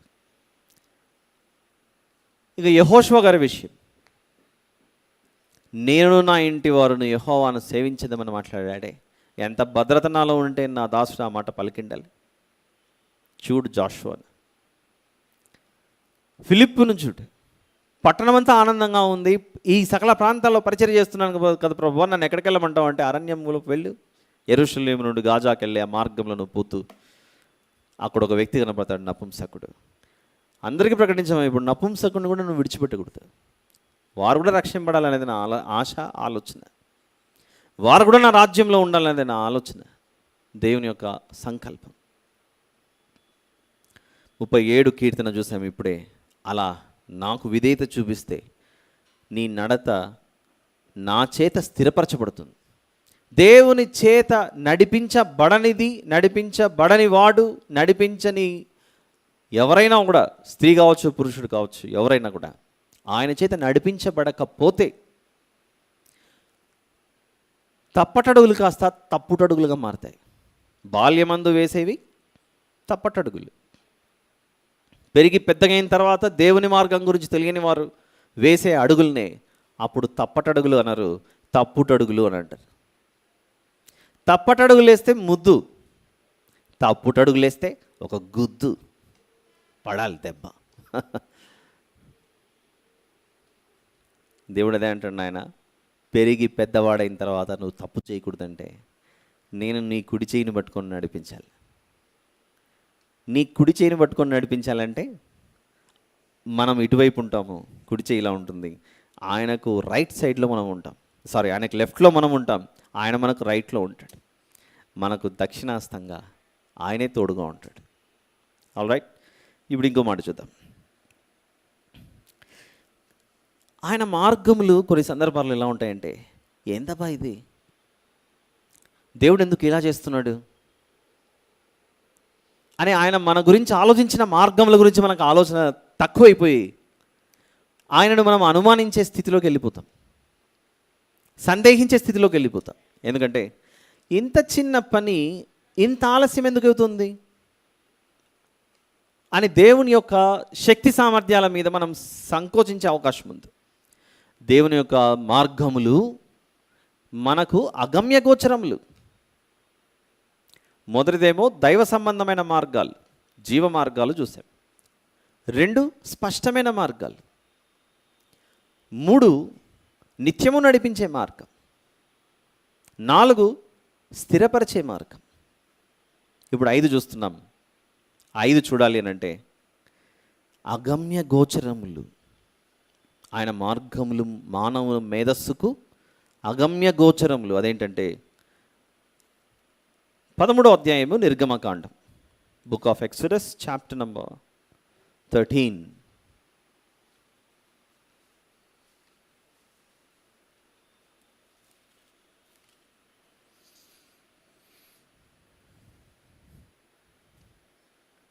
దేవుడు వీరి విషయంలో తీసుకునే జాగ్రత్త వారికి అర్థం అవ్వట్లేదు. అప్పటికే వారికి నిజంగా అర్థం అవ్వట్లేదు. తర్వాత కాలంలో అర్థమైందో లేదో కూడా మనం గ్రహించలేము. ఇది 17-18 వచనాలు చూద్దాం. నిర్గమకాండము 13, 17, 18 ఏముంటుందో ఇక్కడ మనసు పెట్టి ఆలోచిద్దాం. ఇక్కడ మరియు ఫరో ప్రజలను పోనీయగా దేవుడు, ఈ ప్రజలు యుద్ధము చూచినప్పుడు వారు పశ్చాత్తాపపడి ఐగుప్తుకు తిరుగుదురేమో అనుకొని ఫిలిస్తీయుల దేశము సమీపమైనను ఆ మార్గమున వారిని నడిపింపలేదు. అయితే దేవుడు ప్రజలను చుట్టూ దారియగు ఎర్ర సముద్రపు అరణ్య మార్గమున నడిపించాడు. ఏమంటున్నాడంటే, ఐగుప్తు నుండి వీరు బయలుదేరినప్పుడు భూమార్గం గుండా బయలుదేరి వెళ్ళింటే చాలా సమీపం, మీకు మహా అంటే 11 రోజులు చిన్నగా స్లోగా నడుచుకుంటూ పోయినా 11 డేస్లో వెళ్ళిపోవచ్చు ఈజిప్ట్ టు. ఎందుకంటే అంతమంది జనాలు ఉన్నారు కనుక నడుచుకుంటూ పోతే 11 రోజుల్లో వెళ్ళిపోవచ్చని ఇప్పుడున్న లెక్కలు బట్టి మనం ఆలోచించవచ్చు. ఆన్ ఫుట్ 11 రోజుల ప్రయాణం దేవుడు 40 సంవత్సరాల కాలం పాటు ఎందుకు వారితో కొనసాగించాడు అది మనకు తెలియాలి. వాస్తవానికైతే 1 ఇయర్ తర్వాత 2వ ఇయర్కే దేవుడు వారిని పంపించాలని ఇష్టపడ్డాడు. కానీ వారే ఆ దేశంలోకి అడుగుపెట్టి వేగు చూసి రాంగ్ రిపోర్ట్ తీసుకొస్తారు. మీరు రాంగ్ రిపోర్ట్ తీసుకొచ్చారు కనుక మీరు ఎన్ని రోజులు తిరిగింటే అన్ని సంవత్సరాలు ఇక్కడ తిరగండి అరణ్యంలో అని చెప్పేసి వారిని 40 సంవత్సరాల పాటు అరణ్యంలో దిప్పుతాడు. వాస్తవానికి అయితే 2వ సంవత్సరం వెళ్ళిపోవాల్సిందే. కానీ ఇక్కడ 17-18 వచనాలు మీరు గమనించండి ఒకసారి. ఈ ప్రజలు యుద్ధం చూచినప్పుడు అంటే ఏంటి, వెనకలేమో ఐగుప్తు దేశాన్ని విడిచి బయలుదేరుతున్నారు. ఆ దేశంలో అడుగు పెడితే ముందర ఫిలిస్తీయులు ఉన్నారు. ఇద్దరి మధ్యలో వీరు ఏమైపోతారు? ఇప్పుడు ఒకవైపు ఐగుప్తీయులు బయలుదేరుతున్నారు వీరిని మళ్ళీ తిరిగి పట్టుకోవడానికి. మా దేశంలోకి మీరెందుకు వస్తున్నారని ఫిలిస్తీయులు వీరి మీద యుద్ధాన్ని దిగుతారు. మధ్యలో వీళ్ళు ఇరుక్కుపోయి ఇటువైపు యుద్ధం ఎవరితో యుద్ధం చేయాలి? అప్పుడు యుద్ధము చేసి వీరు మళ్ళీ బలహీనపడతారేమో మానసికంగా. దేవుడు వారి గురించి ఎన్ని ఆలోచనలు చేసి ఫిలిస్తీయుల దేశం, ఆ కనాను భూభాగం చాలా దగ్గరలో ఉన్న అలా దగ్గర దారి గుండా తీసుకెళ్ళక ఎర్ర సముద్రం మార్గం గుండా తీసుకెళ్ళి చుట్టూ తిప్పుకొని తీసుకొస్తున్నాడు. అక్కడ ఎందుకంత చుట్టూ తిప్పుకొని తీసుకొస్తున్నాడు అంటే, మొన్నటి వరకు ఇటుకలు మోసారు, ఇటుకలు కాల్చారు ఐగుప్తు దేశంలో, బరువులు మోసారు, బానిసత్వంలో ఉన్నారు. ఏ రోజు కూడా ఖడ్గము, డాలు, బాణాలు ఇలాంటివన్నీ ఈటెలు ఇవన్నీ పట్టుకొని యుద్ధం చేసిన అనుభవం లేదు. అనుభవం లేకపోతే, సరైన స్కిల్ లేకపోతే, నైపుణ్యం లేకపోతే దేనిలో కూడా మనం సాధించలేం. ఇప్పుడు ఇక్కడ ఒకరు గిటార్ ప్లే చేస్తున్నారు, ఒకరు కీబోర్డు, అక్కడ తబలా అన్ని ప్లే చేస్తున్నారు. వారు ఆ లెవెల్లోకి రావాలనంటే దాని వెనుకల వారు ఎన్నో సంవత్సరాలుగా ప్రాక్టీస్ చేసి ఉంటేనే అది సాధ్యమవుతుంది. మీరు ఎప్పుడు తబలా వింటున్నారు కదండి, మీరు ఇల్లు కూర్చొని కొట్టానంటే కొడతాను నేను, అవుతుందా అది? పోనీ మీరు ఎప్పుడు గిటార్ వింటున్నారు కదా, దాన్ని గిటార్ మీరు ప్లే చేయండి అంటే అవుతుందా? బెల్ట్ తగిలించుకొని భుజాన్ని తగిలించుకోలేమే కానీ దాన్ని ప్లే చేయడం మన వల్ల కాదు. అది దాని వెనకాల ఎంతో సాధన. యుద్ధం అనేదే అనుభవం లేకపోతే ఎదురుగా ఫిలిస్తీయులు, వెనుకల ఐగుప్తీయులు అందరూ చుట్టుకున్నారనుకోండి, ఏమవుతారు వీళ్ళు ఇప్పుడు? అంటే దేవుడు ఎన్నో మేలు చేశాడు కదండి, మహత్కార్యాలు చేశాడు కదా, దేవుడే యుద్ధం చేయొచ్చు కదా అని అంటే, దేవుడు యుద్ధం చేయటం వేరు, నీతో చేయించటం వేరు. ఏ తండ్రి అయినా ప్రతిసారి తండ్రి గెలుస్తూ పోతున్నాడు అనుకోండి, సంతోషమే, నేను గెలుస్తున్నాననే తండ్రికి ఉంటుంది. నిజంగా మంచి తండ్రికి తాను పొందిన విజయం కంటే ఎక్కువగా ఆనందించే విజయం ఒకటి ఉంటుంది. కొడుకు గెలిచినప్పుడు ఏ తండ్రి గెలిచిన దానికంటే కొడుకు గెలిచిన దాంట్లో అది ఇంకా ఆనందం పుట్టిస్తుంది. తండ్రులు ఉన్నారు ఇక్కడ, పెద్దవాళ్ళు ఇక్కడ. నేను చెప్పింది ఏమైనా తప్పు అంటారా చెప్పండి? మీరు గెలిస్తే ఆనందం ఎక్కువ ఉంటుందా, మీ కొడుకు గెలిస్తే ఆనందం ఎక్కువ ఉంటుందా?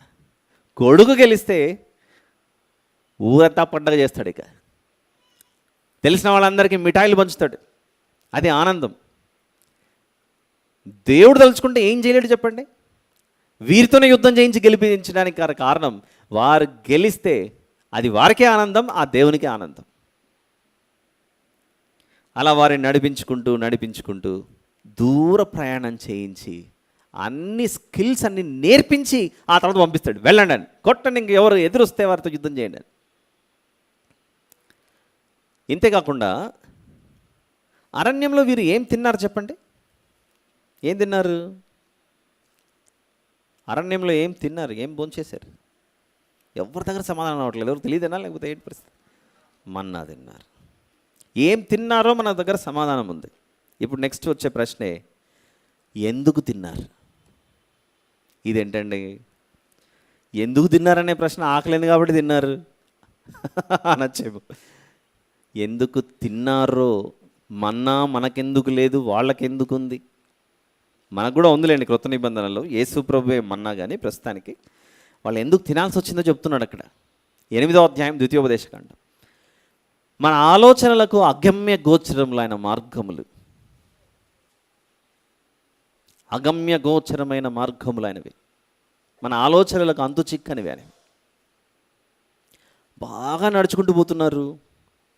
ఇంకా చిన్నపిల్లలు నడవలేని పరిస్థితి ఉంటే భుజాల మీద ఎక్కించుకోవాలి, అలా బరువులు మోసుకుంటూ అన్నీ మోసుకుంటూ ప్రయాణాలు చేసుకుంటూ ఆకలి అవుదా చెప్పండి? మనం ఈ మధ్య కాలంలో 2 వీలర్లలో ఏసీ కార్లలో పోతేనే 4 గంటల తర్వాత మళ్ళీ ఆకలి అవుతుంటుంది. ప్రతి 4 అవర్స్కి దీనికి కొన్ని స్నాక్ వేస్తూ ఉండాలి. అలాంటిది అంత కాలినడకన పోతుంటే వీళ్ళకి ఆకలి అవ్వదా, దాహం అవ్వదా? కానీ వారికి దేవుడు వెంటనే భోజనం పెట్టలేదు, ఆపాడు. ఆకలి అని వారు అడగాలి,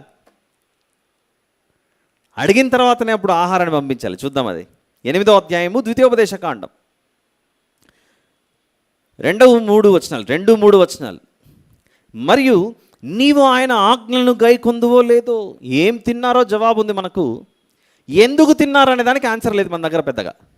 ఎందుకు తిన్నారో చెప్తున్నాడు అక్కడ. ఎందుకు తిన్నారంటే, నీవు ఆయన ఆజ్ఞలను గైకొందువో లేదో, నిన్ను శోధించి నీ హృదయంలోనున్నది తెలుసుకొనుటకు నిన్ను అణచు నిమిత్తమును అరణ్యంలో ఈ 40 సంవత్సరములు నీ దేవుడైన యెహోవా నిన్ను నడిపించిన మార్గం అంతటిని జ్ఞాపకం చేసుకొనుము. 3వ వచనంలో ఇప్పుడు చెప్తున్నాడు రీజన్, మన్నాను మీరు ఎందుకు తిన్నారన్నది చెప్తున్నాడు కారణం.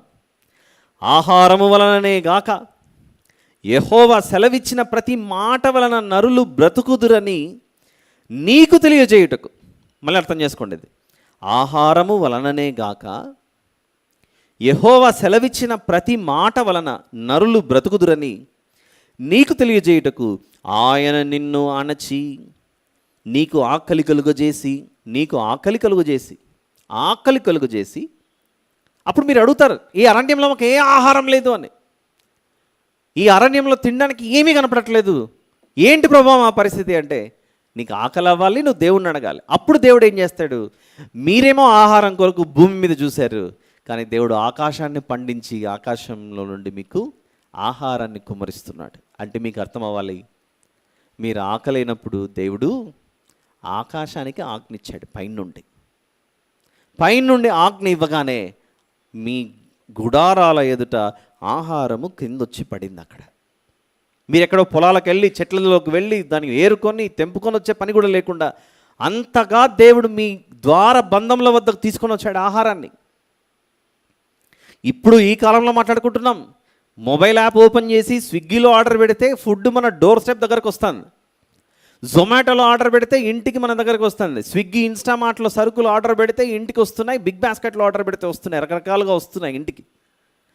ఇవేవి ఈ భూమి మీద పుట్టకముందే దేవుడు ఆనాడే వీరి కొరకు వారి కడుపును నింపడానికి డోర్ డెలివరీ చేశాడు ఫుడ్ని. మన్నా అనేదాన్ని హోమ్ డెలివరీ చేశాడు, డోర్ డెలివరీ చేశాడు. ఇంకా మనమన్నా హోమ్ డెలివరీ డోర్ డెలివరీ చేయాలంటే ముందు మొబైల్ యాప్లోకి వెళ్ళి ఆర్డర్ పెట్టి, ఆ తర్వాత కింద యాడ్ టు కార్ట్ అని కొట్టిన తర్వాత ఆ కార్ట్లోకి వెళ్ళి చెక్అవుట్ అంటుంది. ఆ తర్వాత అది మన మనీని గెట్అవుట్ అంటుంది, మన పాకెట్లో నుంచి మనీ గెట్అవుట్, వారి దాంట్లో నుంచి చెక్అవుట్ అవుతుంది. కానీ దేవుడు ఆ పని చేయలేదు. దేవుడు ఏం చేశాడు, దేవుని దగ్గరికి మనం వెళ్తే చెక్ ఇన్ చేస్తే, హోటల్లోకి వెళ్ళి మనం ప్రవేశించామనుకోండి, చెక్ ఇన్ చేయండి అంటారు, చెక్అవుట్ అన్నారు, చెక్ ఇన్ అంటారు. మనం దేవుని దగ్గరికి చెక్ ఇన్ చేస్తే ఆయన గెట్ ఇన్ అవుతున్నాడు. అదే లోక సంబంధమైనవి మనం చెక్అవుట్ చేస్తే మన పాకెట్ల నుంచి మనీ గెట్ అవుట్. కానీ దేవుడి వద్ద మనం ఆయన దగ్గరికి వెళ్ళి చెక్ ఇన్ చేస్తే ఆయన మనలోనికి గెట్ ఇన్ అవుతాడు. ఈ కాలంలో మనం స్విగ్గీ జొమాటోలు ఇవన్నీ ఇందాక చెప్పాను ఇప్పుడే, ఆర్డర్ పెడితే డోర్ డెలివరీ లేదా హోమ్ డెలివరీ. కానీ దేవుడు ఆ కాలంలో మన్నాను ఆకాశం నుండి హోమ్ డెలివరీ డోర్ డెలివరీ చేశాడు. అక్కడ ఈ కామర్స్ పుట్టని రోజు ప్రార్థనలకు జవాబిచ్చి దేవుడు సహాయం చేశాడు. అక్కడ ఎందుకు చేశాడంటే చెప్తున్నాడు, మీరు బ్రతికేది ఆహారం వలన కాదు, నా నోటి మాట వలన బ్రతుకుతారని. అదే దానినే యేసు ప్రభు భూమి మీద ఉండగా మరొక పని చేశాడు. ఏంటంటే, మరియా మార్తలు ఇద్దరు సోదరీమణులు ఇద్దరు, మా సోదరుడు లాజరు చనిపోయి 4 రోజులైంది ప్రభువా. మార్త గారు అంటారు, ఇప్పుడు ఈ సమాధిని తెరిస్తే వాసన వస్తుంది ప్రభువా అంటే, అవునా, మీరు ఇంట్లో ఏం వంట చేసుకున్నారు? ఓ చికెన్ బిర్యానా, మటన్ కీమా ఉందా, లేకపోతే ఇంకొకటి ఉందా? తీసుకొని వచ్చి మీ సోదరుడు సమాధిలో ఉన్నాడు కదా, ఆ సమాధిలోకి వెళ్ళి ఇద్దరు, ఒకరు ముద్దలు కలపండి, ఇంకొకరు నోట్లో పెట్టండి అని చెప్పలేదు. నీ సోదరుడు బ్రతకాలంటే, లాజరు అని నీ సోదరుడు బ్రతకాలంటే మీరు ఇంట్లో వండిన వంటనో హోటల్లో తెచ్చిన వంటనో తెచ్చి ఆ డెడ్ బాడీ దగ్గర పెడితే బ్రతకదు. ఆ శరీరం, దేహం శవం అయిపోయింది. అది ఇప్పుడు అది బ్రతకాలి అని అంటే, లాజరు బయటికి రా అరే నా మాట బయలుదేరాలి. నా మాట వలన బ్రతుకుతారే కానీ ఆహారం వలన మనిషి బ్రతకడు. అది సందేశం అక్కడ. ఆయన మార్గములు అగమ్య గోచరములు. ఎన్ని నేర్చుకున్నాం ఇంతవరకు? 5. నెంబర్ 1 దైవ మార్గములు, జీవ మార్గములు. నెంబర్ 2 ఆయన మార్గములు చాలా స్పష్టమైనవి. నెంబర్ 3 ఆయన మనల్ని నిత్యము నడిపించును. నెంబర్ 4 స్థిరమైన మార్గములు. నెంబర్ 5 ఆయన మార్గములు అగమ్య గోచరములు, మన ఆలోచనలకు అంతు చిక్కని మార్గములు అవి. దేవుడు అనుకుంటే ఒక్కసారి ఆలోచించండి, జెనెసిస్లో ఆదికాండం 1వ అధ్యాయంలో భూమి రకరకాలైన ఫలవృక్షములను చెట్లను మొలిపించును గాక అంటేనే అలా మొలిచాయి ఇవన్నీ. అలా మొలిపించిన దేవుడు అరణ్యంలో వీరు ప్రయాణం చేస్తుంటే అరణ్యంలో వీరికి చెట్లు వేయడా చెప్పండి? నా బిడ్డలు వస్తున్నారు, చెట్లు మీరు పెరగండి, వారికి ఆహారం ఇవ్వండి అని అంటే ఇవ్వడా? బండలో నుంచి నీళ్లు తీసిన దేవుడు భూమిలో నుంచి చెట్లను తీలేడా? నో. వారికి ఆహారం అనేది అరణ్యంలో లభించకూడదు, ఆకలితో అలమటించాలి. అలమటించినప్పుడు గుర్తు రావాలి, ప్రభు ఏం మోషే ఇక్కడ తీసుకొచ్చావు, ఏంటి బా పరిస్థితి అన్నప్పుడు, నాకు వారు మొరపెట్టిన వెంటనే నా మాట వలన ఆహారం పుట్టిస్తాను వీరికి. నా మాట వలన వీరు బ్రతుకుతారే కానీ ఆహారం వలన బ్రతకరు అనేది తెలియచేయాలి. నా మాట వలననే వీరు జీవిస్తారు కానీ ఆహారం వల్ల జీవించరు. లాజరును యేసు ప్రభు లేపాడు మరణంలో నుండి, ఇలాంటివన్నీ మనం వింటూ ఉంటాం కానీ ఆలోచించాలి. ఆహారం వలన బ్రతకలేదు లాజరు, ఔషధాల వలన బ్రతకలేదు లాజరు, దేవుని మాట నుండి బయలుదేరిన ఆ వాక్కు వలన లాజరు గారు బ్రతికి బయటకు వచ్చారు. ఒకవేళ నిజంగానే మరియా మార్తలు వారి ఇంటిలో వండిన వంటలో బయట కొనుక్కొని వచ్చి ఆ సమాధి వద్ద కూర్చొని తమ్ముడు తమ్ముడు అన్న రా, తమ్ముడు రా అని అంటే సమాధిలో డెడ్ బాడీ అలానే ఉండేది అది. ఆల్ రైట్, ఇప్పుడు నెంబర్ 6, 6వది, దేవుడు మనల్ని నడిపించే విధానం ఏదైతే ఉందో అది పరలోకానికి నడిపించేది యేసు ప్రభు అనే ఆ మార్గం ఉన్నప్పటికీ భూమి మీద ఒక్కొక్కరిని ఏ విధంగా ఎలా నడిపిస్తాడు అన్నది అది ఆయన చిత్తం, దైవ చిత్తానుసారమైన మార్గం అది. ఉదాహరణకు క్రీస్తు ఎక్కడ పుట్టునని వెతుక్కుంటూ వచ్చారు జ్ఞానులు. బేత్లెహేములోనే అని సమాధానం లభిస్తుంది యెరూషలేముకు వారు చేరుకున్న తర్వాత. వారు యెరూషలేం వరకు ఎలా నడిపించబడ్డారు? ఆయన యొక్క నక్షత్రాన్ని చూశారు, ఆయన యొక్క నక్షత్రాన్ని చూసి ప్రయాణం చేసుకుంటూ వచ్చారు. ఇప్పుడు మనం మొండికేసుకొని కూర్చోకూడదు దేవుని దగ్గర. ప్రభు అప్పుడేమో నువ్వు నక్షత్రం చూపించావు ఆ జ్ఞానులకు, మాకు కూడా ఈరోజు ప్రతిరోజు నక్షత్రం చూపించి ప్రభు, నక్షత్రం చూపించి ప్రభు, స్టార్ చూపించి ప్రభు, స్టార్ చూపించి ప్రభు అంటే మార్కెట్లో దొరుకుతుంది, పోయి తెచ్చుకోపోనంటాడు. మార్కెట్లో దొరికేది ప్లాస్టిక్ స్టార్, అది నిజమైన స్టార్ కాదు. అది ఒక్కొక్కరిని ఒక విధంగా నడిపిస్తూ ఉంటాడు, అది ఆయన చిత్తం. ఒకరిని సువార్థికులుగాను, ఒకరిని పరిచారకులుగాను, ఒకరిని మరొక పరిచర్య చేయుటకు రకరకాలైనటువంటి తలాంతులతో దేవుడు మనుషుల్ని ఏర్పాటు చేసుకున్నప్పుడు ఒకరోజు మన బాడీలో ఉన్న ఆర్గన్స్ అన్ని మీటింగ్ పెట్టుకున్నాయట. ఫర్ ఎగ్జాంపుల్ హార్ట్ అనుకుందాం కొద్దిసేపు. ఈ హార్ట్ లంగ్స్తో మాట్లాడుతుంది ఒకరోజు కూర్చొని చాలా స్ట్రిక్ట్గా. ఎప్పుడు నేనే కొట్టుకుంటున్నాను, డబ్ డబ్ డబ్ డబ్ డబ్ డబ్ నేనే కొట్టుకుంటున్నాను, నువ్వేమో చక్కగా గాలి పీల్చుకుంటున్నావు వదిలేస్తున్నావు ఓ లంగు అంటే ఐ మీన్ ఊపిరితిత్తి. కాబట్టి మన ఇద్దరం రోల్స్ మార్చుకుందాము, నువ్వు హార్ట్లోకి వచ్చే నేను లంగ్గా మారుతానని ఈ రెండు మాట్లాడుకోకూడదు. నిన్ను ఏ పనికి అప్పచెప్పింటే ఆ పనే చేయాలి. లంగ్ పనే చేయాలి, కిడ్నీ పనే చేయాలి. అర్థమవుతుందా? ఈరోజు దేవుడు మనల్ని ఏ విధమైన పరిచర్యకు నడిపిస్తున్నాడో అది ఆయన మహిమ కొరకు మనం జీవించడం ప్రారంభించాలి. ఆయన మహిమ కొరకు మన తలాంతులను ఉపయోగించాలి, వ్యర్థపరచకూడదు, వృధా చేయకూడదు. అలా చేసుకుంటూ పోతే చాలా ప్రమాదం. అందులో భాగంగానే అపోస్తలుల కార్యంలో 9వ అధ్యాయం, అపోస్తలుల కార్యంలో 9వ అధ్యాయం,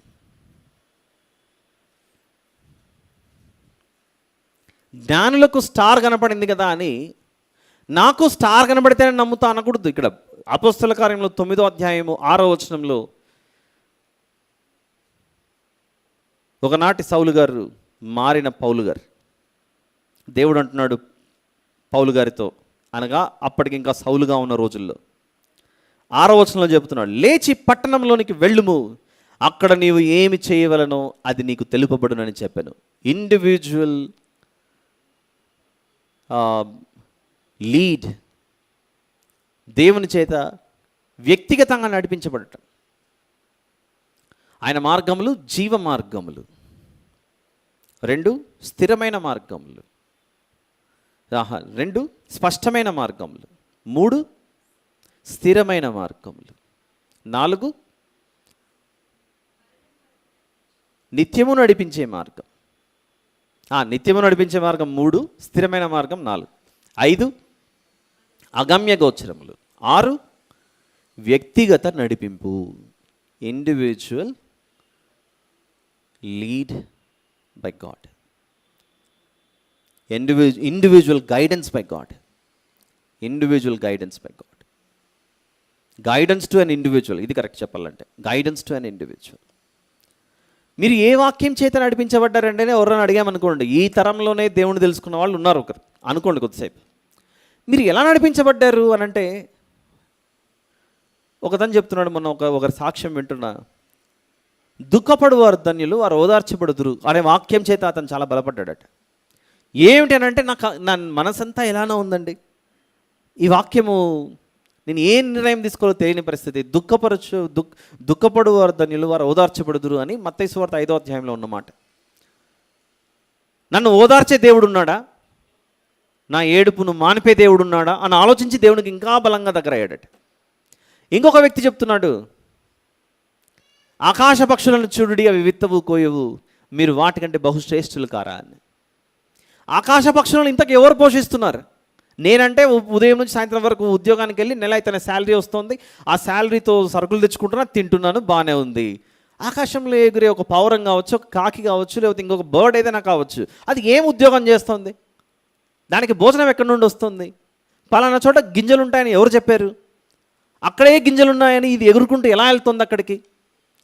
who is leading all of them అని ఆలోచించి వీటన్నిటిని నడిపించే ఒక మహాశక్తి ఏదో ఉంది అని వెతుక్కుంటూ వెళ్ళి బైబిల్లోకి వచ్చి కూర్చున్నాడు ఆయన. ఇంకో ఆయన చెప్పాడు చాలా కాలం క్రితం, భార్యను చర్చి దగ్గర వదిలిపెట్టడానికి తీసుకెళ్ళాడట. ఎందుకంటే ఈయన నమ్మలేదు, ఒక బ్రాహ్మణ కుటుంబం నుంచి వచ్చిన వ్యక్తి. సియోను నివాసులారా అంటున్నాడంట పాస్టర్ గారు. సియోను నివాసులారా, సియోను నివాసులారా అంటే ఆయనకు సియోన్ అనేది ఒక పదం ఉంటుంది, ఒక ఊరు ఉంటుంది, పట్టణం ఉంటుందని తెలియదు కదా. ఈయనను ఇంట్లో అందరూ సీను సీను అనేవాళ్ళట. సియోను నివాసులారా అంటే సీను నివాసులు నా పేరు చెప్పి పిలుస్తున్నాడు ఈ పాస్టర్ గారు, ఇక్కడ ఏంది ఉంది అని చెప్పి ఇందాక నన్నే పిలుస్తున్నాడేమో అనుకుని వెళ్ళి చర్చిలో కూర్చున్నాడట. వెళ్ళి కూర్చొని ఆ మాటల ద్వారా ఆ విధంగా దేవుని దగ్గర అయ్యాడు మరొక వ్యక్తి. సో అలా ఇండివిజువల్ గైడెన్స్ ఎలా జరుగుతుందనేది మనకు తెలియదు. ఒక్కొక్కరిని ఒక విధంగా నడిపించినట్లుగా ఆ పనికి మనము వెళ్ళాలి.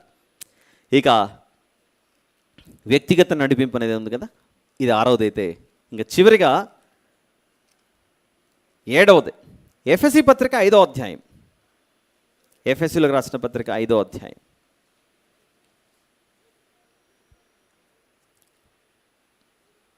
ఎఫెసీలకు రాసిన పత్రిక 5వ అధ్యాయము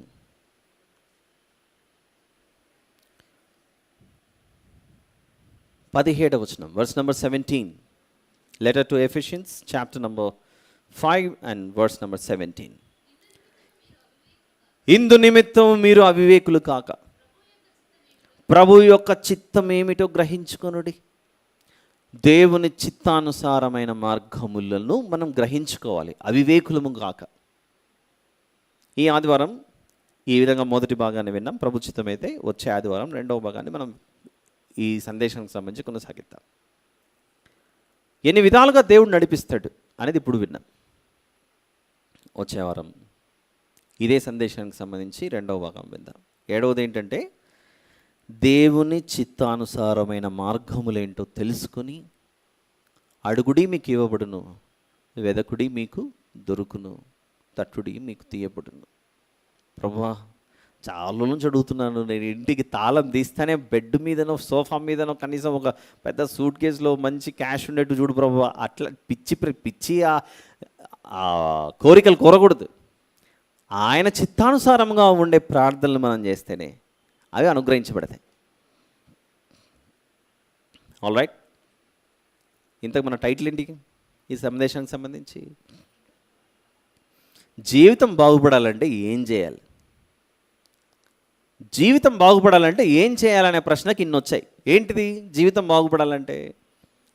నెంబర్ 1, దైవ మార్గములు, జీవ మార్గములు వెంబడించండి దాన్ని.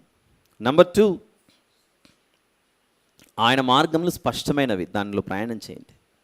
ఆయన యొక్క అధికారమునకు మనం ప్రవర్తనను అప్పచెప్పాలి. నెంబర్ 3, నిత్యము నడిపించే మార్గములు. ఎంతకాలం వరకు? మరణం వరకు. ఆ తర్వాత ఆయన మనల్ని ఏం చేస్తాడు? తన మహిమలో చేర్చుకుంటాడు. నెంబర్ 4, స్థిరమైన మార్గములు. నెంబర్ 5, అగమ్య గోచరమైన మార్గములు. వాటిని మనం గ్రహించలేం కాబట్టి ఆయన అధికారం కింద ఎప్పుడూ ఉండాలి. నెంబర్ 6, వ్యక్తిగత నడిపింపు. నెంబర్ 7, దేవుని యొక్క చిత్తానుసారమైన మార్గములు. అవేవో తెలుసుకొని మనము అడుగులు ముందుకేయాలి. మరి ఆయన చిత్తం ఏంటి? ఆయన చిత్తం ఏంటో యోహాను సువార్త 17. యోహాను సువార్త 17.